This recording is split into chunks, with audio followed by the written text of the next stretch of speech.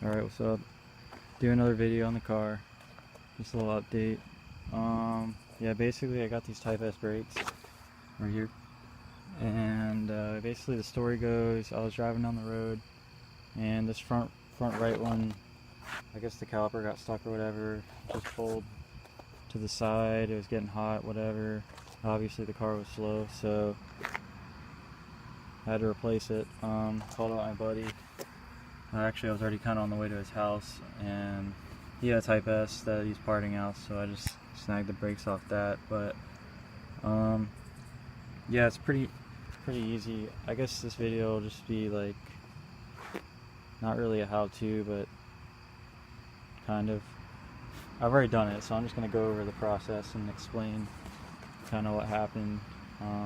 So if anyone else is doing Type S brakes on a base, you can watch this video. Although it is a really easy process. So basically all you need for the conversion is the caliper bracket, the caliper, the pads, and the rotor, or rotors on each side. So it's pretty straightforward. It's just a bolt-on thing, so you can just bolt the Type S bracket onto the base knuckle, and then you obviously just put the caliper in, put the pads in. This one was seized, so I had to take out the 214s for the caliper, pull that out, or pry it out. It was a nightmare. And then the 217s that hold the bracket on, they just pop off the brake line and throw on the new one. Yo, what the? People keep coming by here. I don't know why. I'm in the middle of nowhere right now. Anyways, obviously you need the Type S rotor, so that's the first kind of quirk about this thing.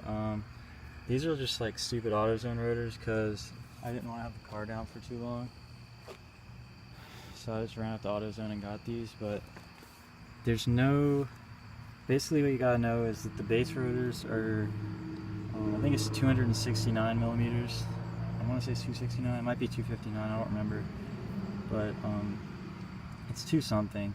And then the Type S rotors are 300. So when you go to AutoZone, they're not going to, for some reason their system doesn't differentiate between the Type S and base with the brakes, so just make sure that you're getting the 300, well, it's like 299.6 or something like that, but it's about 300 millimeters, the entire diameter of the rotor, so you gotta make sure you're getting the right ones. Otherwise, obviously the pad won't be touching, because as you can see, I don't know if this is normal, I'm pretty sure it is, because the rotors I got, well, rotors I got these calipers, the car I got these calipers off of, the rotors are the same way, where it looks like it's not, see, it's not like touching the whole surface here, which is like why there's like this rust ring around it. I'm not sure if that's normal, because I've never had Type S brakes before, so I couldn't tell you, but I don't know, I'll figure that part out later. The other thing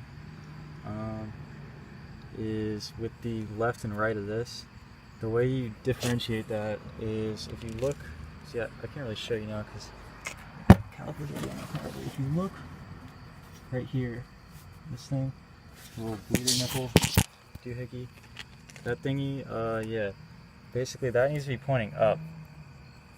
So as you can see, this one's it's pointing up a little bit, and that's really important because when you bleed it, you want, well, I don't really understand why it needs to be pointing up, but I do understand it needs to be pointing up so you can actually bleed the brakes, because I had it backwards. I had this on the other side, I had them swapped, and I bled them for like an hour and it wouldn't bleed. I couldn't figure out why, and I swapped them around and then it started working. So just gotta make sure of that. That's really the only problem. The other thing I had, which is on this side, and this is just a dumb mistake on me, I should have checked, but the rotor screws, I can't even show you, but the rotor screws, the guy, I guess, on that side he drilled them out or took them out or something, but on this side, I think he drilled them out because the threads were gone, but on this side,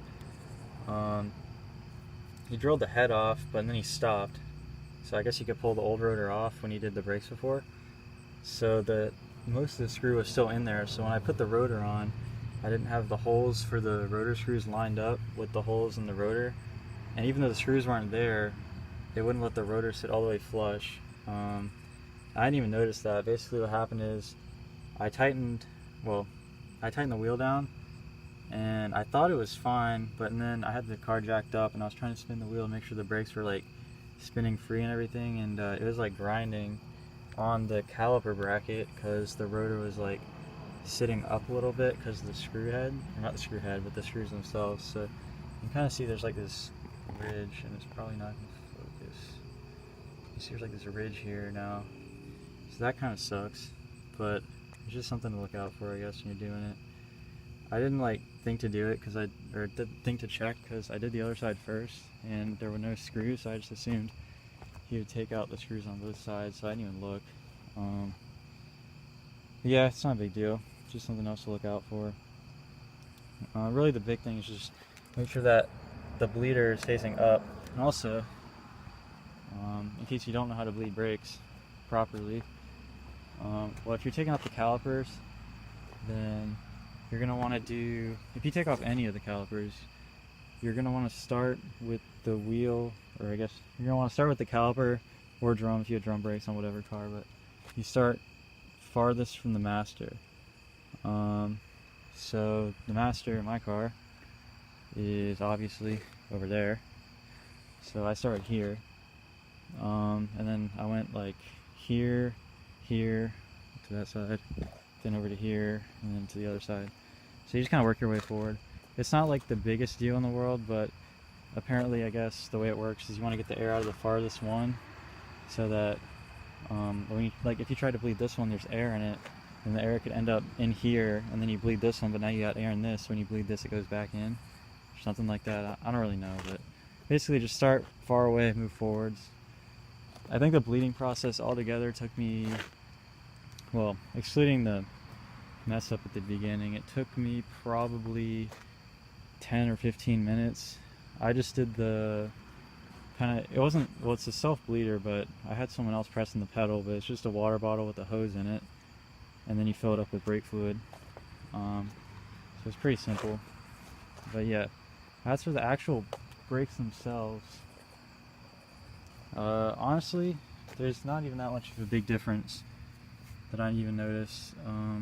I mean, the thing is, the rotor is bigger, right? But the actual contact area is like almost the same. So I'm not really sure. That's what I was saying. I'm not sure if that's right or not. I mean, I guess it is. I don't know. These are OEM calipers, so I don't know. But either way, the brakes aren't like, it's not night and day basically.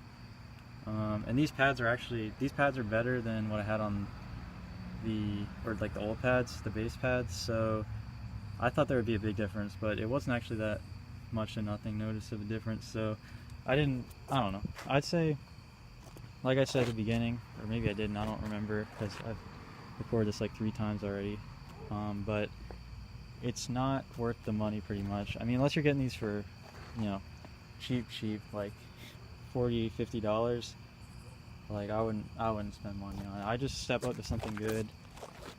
I mean, Type S brakes are good, but they're not astounding, you know. They're just alright. But yeah, that's basically it for the brakes.